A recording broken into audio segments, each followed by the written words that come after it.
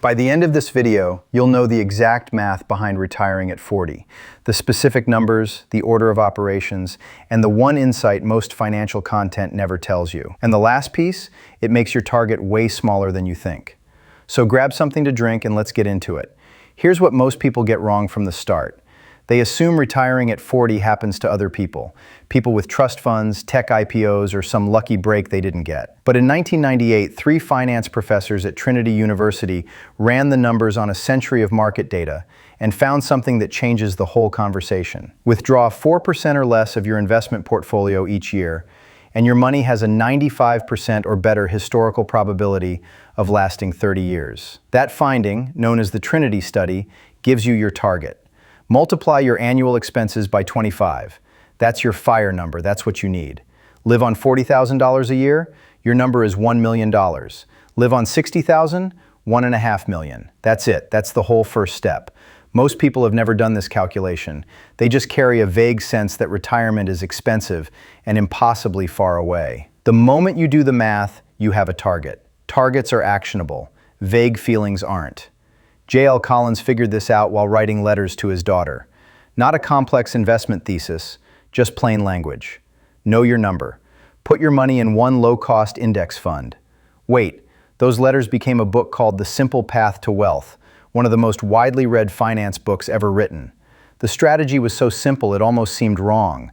But VTSAX, Vanguard's total stock market index fund, has returned approximately 10% annually since its inception. Collins ran the numbers. A 22-year-old who puts $5,000 a year into that fund and never touches it walks away with approximately $2.4 million by age 60. Wait until 30 to start? That same strategy produces about $900,000. 8 years of delay, $1.5 million, gone. That gap isn't a rounding error, that's the cost of waiting. So that's the first piece, know your number, and start the clock now.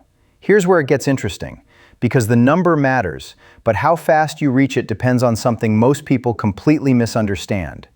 It's not your income. It's the gap between what you earn and what you spend. In 2012, a software engineer named Pete Adeney, better known as Mr. Money Mustache, published a blog post called The Shockingly Simple Math Behind Early Retirement. It went viral, and for good reason. He laid out the relationship between savings rate and years to retirement in the starkest possible terms. Save 10% of your income, you're working about 43 years. Save 25%, 32 years. Save 50%, 17 years. Save 65%, about 10 years. The number that jumps out is 50%. That sounds extreme. On a $70,000 income, saving half means living on $35,000 a year. But here's what $35,000 actually looks like. No new car payment, a modest apartment, cooking most meals at home. Not deprivation, just not the default pattern of upgrading everything every 3 years. The proof is in the comparison. Take a nurse earning $60,000 a year who saves half, $30,000 annually. Her fire number for a $30,000 lifestyle is $750,000. She hits it in roughly 16 years. Starts at 22, retires around 38. Now take a lawyer earning $200,000 a year who saves 20% but spends $160,000. His fire number is $4 million. He's working well into his 50s. The nurse retires first, every single time. That inversion is real, and most people never see it coming. The enemy isn't your salary, it's the lifestyle inflation that silently follows every raise. Chris Reining built his entire retirement on understanding this. IT manager in Milwaukee, earning about $75,000 a year, saving 40%. He retired at 37 with $1.2 million. He's described the morning he deleted his work Slack account as the most terrifying and liberating click of my life. One click. 12 years of disciplined choices compressed into a single moment. If you're finding this useful, hit subscribe. I put out videos like this every week, and the best part of this one is still coming. Okay. Remember how I said the last piece changes what your target actually needs to be? Here it is. Most people hear retire at 40 and think, I need $1 million before I can stop grinding. That framing keeps people paralyzed. But there's a concept called coast fire, and it redraws the whole picture. You don't need $1 million. You need $131,000 by your 30th birthday. Here's the math.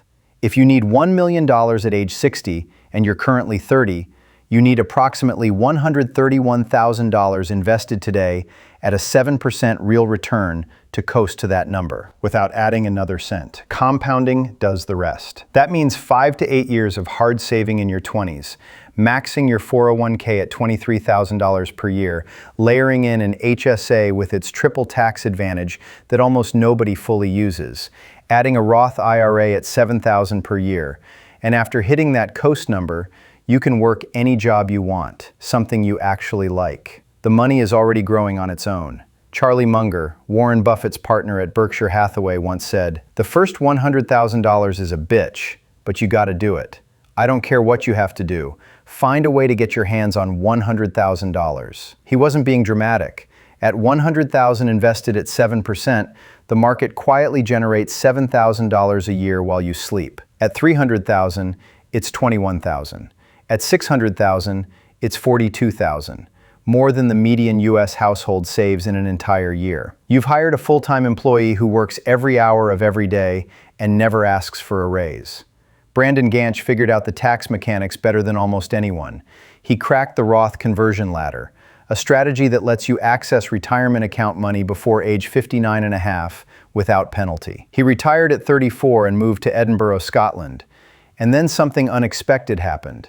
He described sitting on his couch by 10 in the morning, having done everything on his list, feeling hollow, like he was waiting for life to start, but it already had. He said, "I spent the first few months just waiting to feel happy. I had optimized everything except figuring out who I was without a job." He eventually found his way through music and community, but it took time. That's the part most financial content skips entirely. The math is learnable in an afternoon. The harder work is psychological. Unlearning an identity built around your job, resisting the pull of lifestyle inflation, and giving yourself permission to stop. The number gets you to the door. You still have to decide what you're walking toward, not just what you're leaving behind. So here's where you stand. The formula exists. It's been stress tested through the Great Depression, the dot-com crash, and 2008. And the starting line is closer than you thought. Know your annual expenses, multiply by 25, raise your savings rate, hit your coast number before 30 if you can, stack your tax-advantaged accounts in order, then let time do the work you've been trying to do yourself.